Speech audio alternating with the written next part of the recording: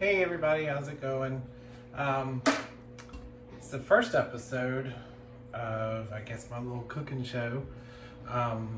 So on today's episode, we're going to be cooking a recipe by my favorite musician, and it is called Tori's Mushroom Magic. It is a mushroom stew. It is plant-based, which also means vegan. So all of the materials I'm going to use today are plant-based and organic. It's not the cheapest meal to make, but it's a lot of fun. All right, so with that said, we're gonna start. It's gonna seem like a lot, but you'll see why. I have 1 stick of plant-based butter here. It's made from almond oil. You can use coconut oil. I prefer not to because you're gonna get that slight taste of coconut in this, which I don't think is gonna be really good. So this is a plant-based butter made from almond oil, and we're gonna do about 3/4 of the stick in there. So.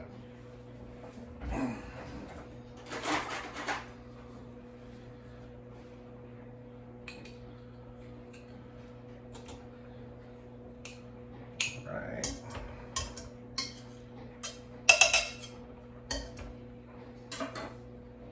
Okay. So as this melts down, I want to go ahead and talk to you about the type of mushrooms I'm going to use today. I'm using your basic white mushrooms, baby portobellas, which have a nice robust flavor to them.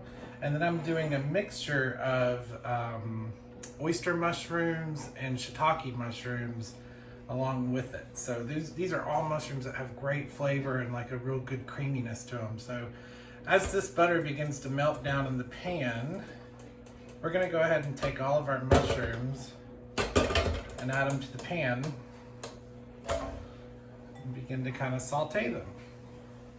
I mean, it's a lot of mushrooms.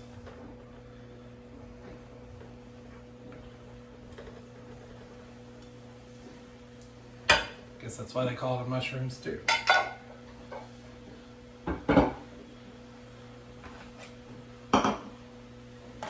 While we're waiting on these to cook down, I'll tell you a couple tricks about cooking. Before you do anything, I always sit down and read the entire recipe first. I read all the ingredients, I read all the steps, and then before I begin cooking, I pre-cut everything so that when you start doing this and you start reading these instructions, you can just quickly grab what you need and you're not standing there reading it going, oh God, I was supposed to chop this first. So that's always a good step. We're just gonna gently start to toss these around in this butter. And these will cook down as they start to soak in those fats from that avocado oil and almond oil.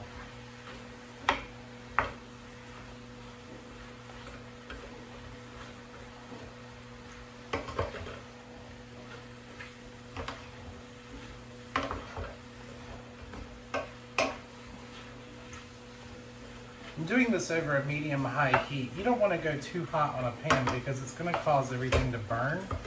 I see a lot of people do that where they just cook on high and then they get confused about why did it burn? That's why.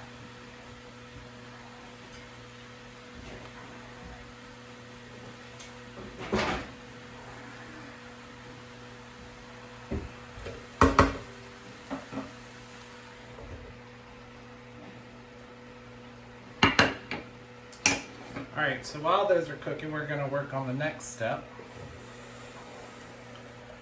Essentially, these are going to cook down, and this is going to be a pan that's going to have all this amazingness stuck to the bottom of it. And we're going to do what's called deglaze the pan. When you deglaze the pan, you're going to be scraping up all that substance that's stuck to it and creating this really great tasting sauce that's going to become the base for your stew. So, how we're going to do that... We're going to create a deglazing sauce. And that's going to consist of 2 tablespoons of balsamic glaze. It's not balsamic vinegar, it's called balsamic glaze. Got to be real careful when you're buying it, make sure it says glaze.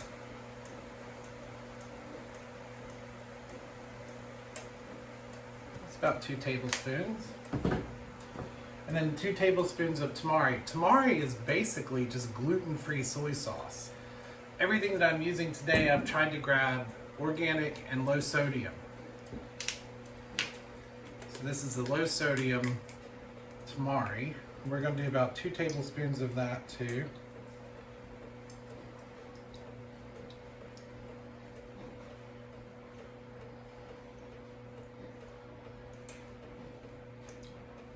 Okay.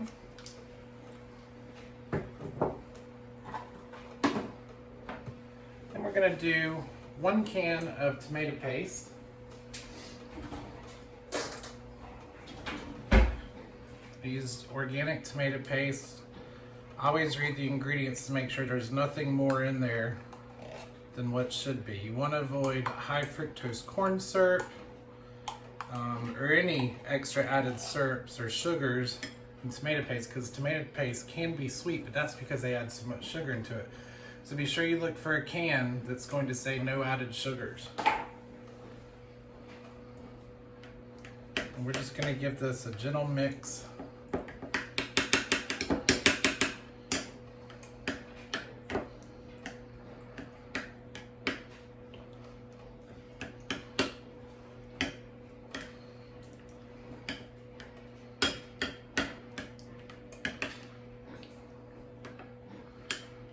Be careful mixing this. This stuff right here will stain anything. Holy moly.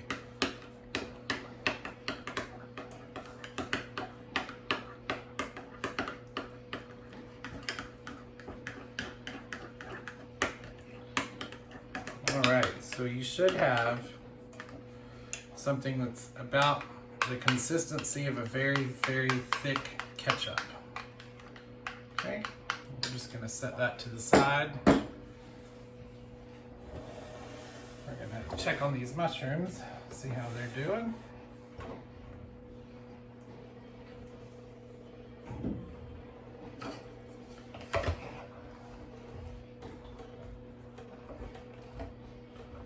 They're still cooking down a little bit. Oh, you can already smell some of the creaminess out of those.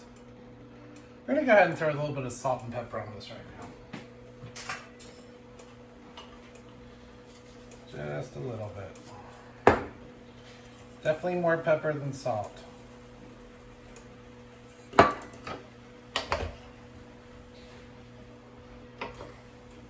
toss them around a little bit. What we're waiting on, we want to wait and see. All these mushrooms appear to be slightly soggy, which means that they've cooked down. That's what you want. So we don't have much longer on that. Okay, so the mushrooms are cooked down now, as you can see. There. So what we're going to do now, we're going to remove the mushrooms, put them in a bowl, and just kind of set them to the side for a minute.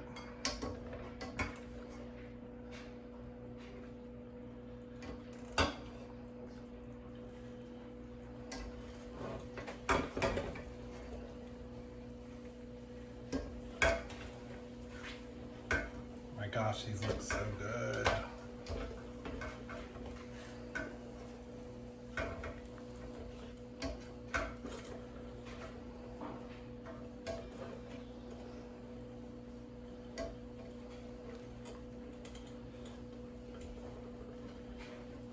I put a lot in there, huh?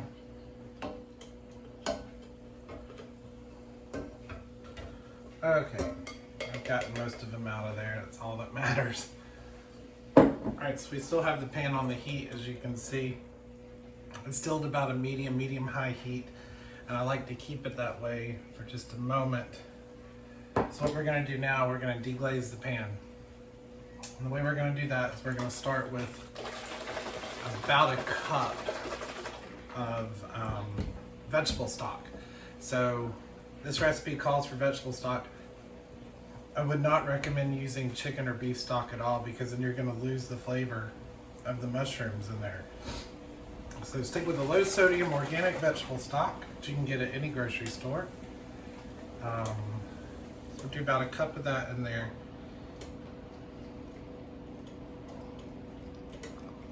Basically just enough to coat the bottom of this pan. Set the remainder of this to the side because you're gonna need the rest of it. And I let this kind of heat up and come back to a boil.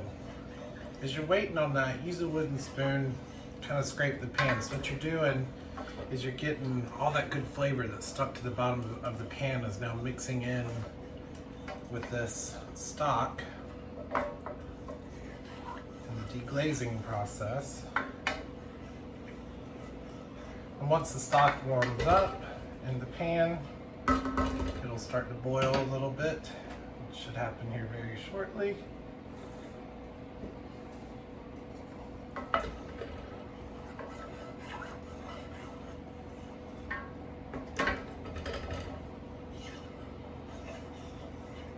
Little side note about the amount of mushrooms I used. When it comes to recipes, I use recipes as a guide, more so just to see the ingredients. Then I kind of do my own thing with the instructions. So as far as the amount of mushrooms I used a lot. So I went to Sam's and I got one of the big things of white mushrooms and sliced those. At Publix, they had the organic mushroom combo, which I got about 3 of those. They're just a little small packet, so 3 of those. And then I got a regular size packet of organic baby portobello mushrooms and sliced those. So it was a good bit of mushrooms, but it's a mushroom stew. So you want that to be the main feature in your stew as it is.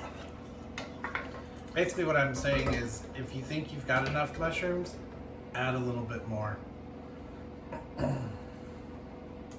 Okay, so this is starting to boil up and simmer now. So what we want to do is we want to reduce the heat on this. And then we're going to add this mixture that we did earlier with the tomato paste, tamari glaze, and balsamic glaze, or tamari sauce and balsamic glaze. And we're just going to go straight in the pan with that.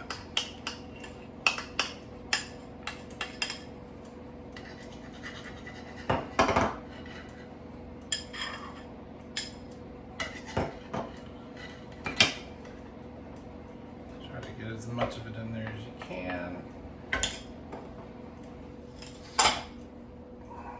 Okay, now we're going to stir to blend this in with the stock.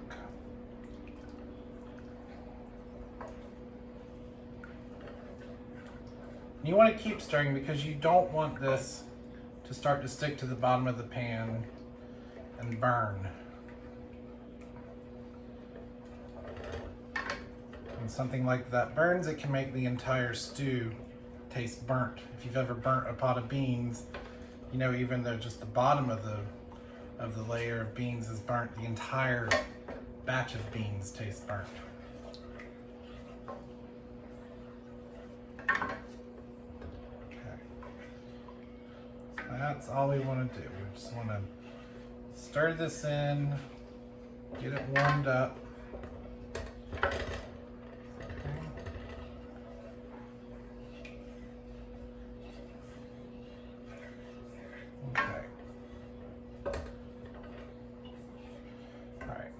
Now that we've done that, you're going to remove this from the heat, set it to the side very briefly. We're going to take our heat back up to medium, just under medium high.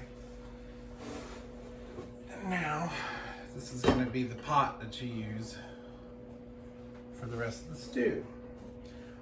It's a Dutch oven. I prefer Dutch ovens, and I suggest a Dutch oven. Anything that's cast iron or enamel, especially enamel. These are just my favorite things to cook with.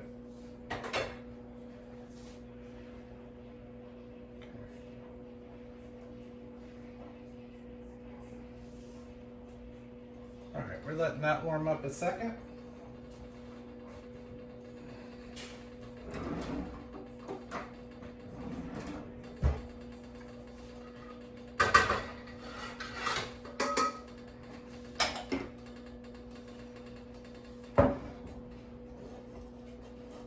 Now we're going to add that deglazing mixture to this pot.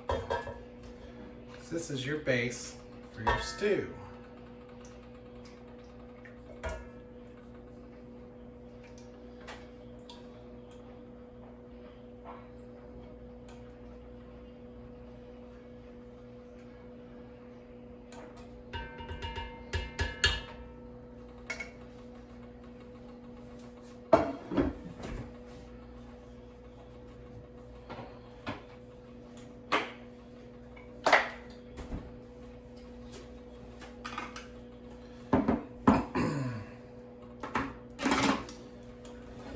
And you will see that quickly begin to start to boil, which is exactly what you want. So as that's boiling, before it gets too terribly hot, you want to pour in 2 yellow or white onions chopped.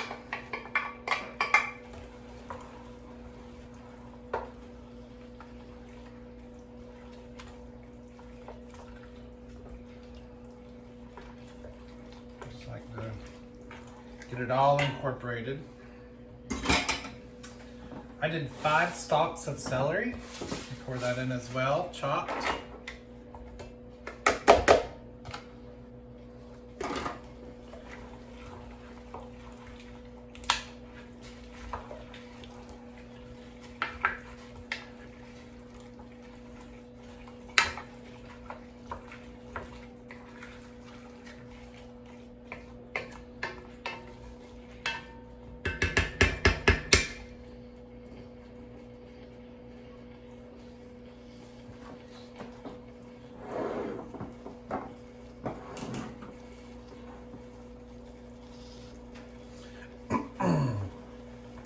Now we're going to stir in 2 chopped carrots and 2 chopped parsnips.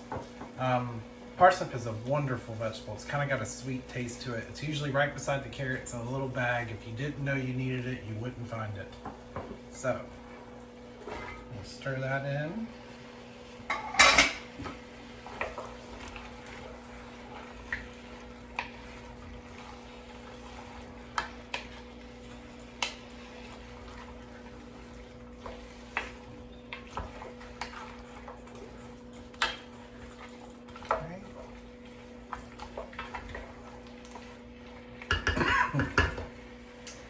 Now we're going to stir in some sliced white potatoes. You can use any potato you like. You don't want them to be too terribly large. I've used new potatoes before, baby new potatoes, and kept them whole when I did this. But I found that wasn't as good when you were eating it because it was like one whole bite was just a potato. So this time I opted for doing the potatoes sliced. And again, we're just going to incorporate everything in here. As you're cooking, you'll hear it start to sizzle, and you'll probably get concerned about how there's not enough liquid in the pan yet. Don't worry, we're coming to that. Okay. And now we're going to add all those mushrooms. Oh my gosh, this smells so good.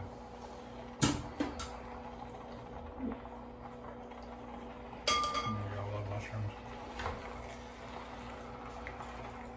And incorporating all of that in.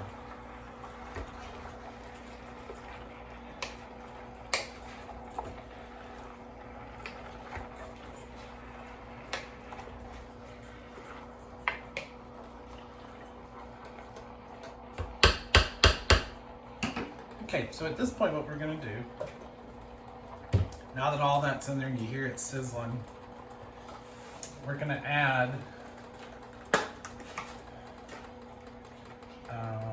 some fresh thyme. I do just a couple pinches of it. I keep it whole on the stems. You can remove it after we're done cooking. A little bit of salt and pepper.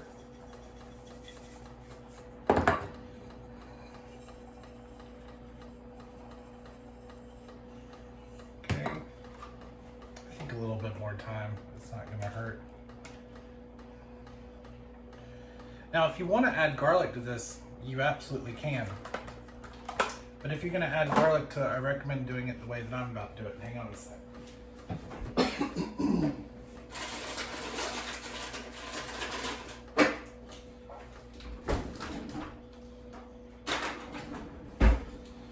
garlic can be a very overpowering seasoning, as most of us know. So if you want to add garlic to this, I would not chop it because it's just going to infuse in there a whole lot. I'm just going to do 2 or 3 whole cloves of garlic and allow that to simmer in with everything. So now we're going to pour the remainder of your vegetable stock in.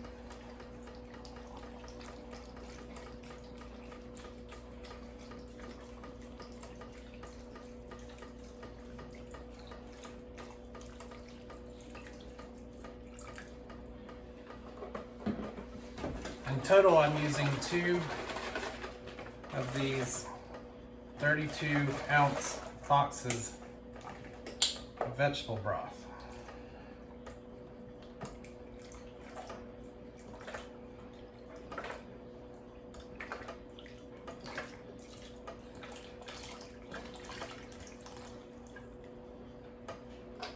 This soup has such a beautiful color too. Okay. Gonna get everything thoroughly mixed in here.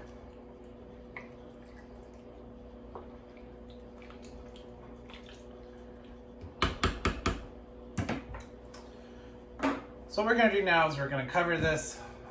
I simmer it over a low to medium low heat for about 3 to 4 hours, which is great this time of year when it's cold outside. The smell from this will infuse the house, and by about dinner time you have this wonderful hot stew. So we're gonna let this simmer for about 3 to 4 hours and we'll come back and reveal it. Okay, we're back. It has now been a few hours, so this has simmered pretty well. Oh man.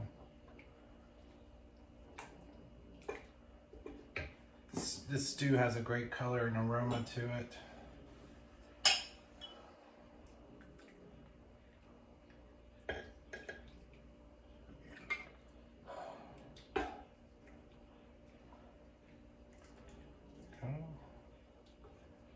Let's give her a taste. Let's see. Finished product.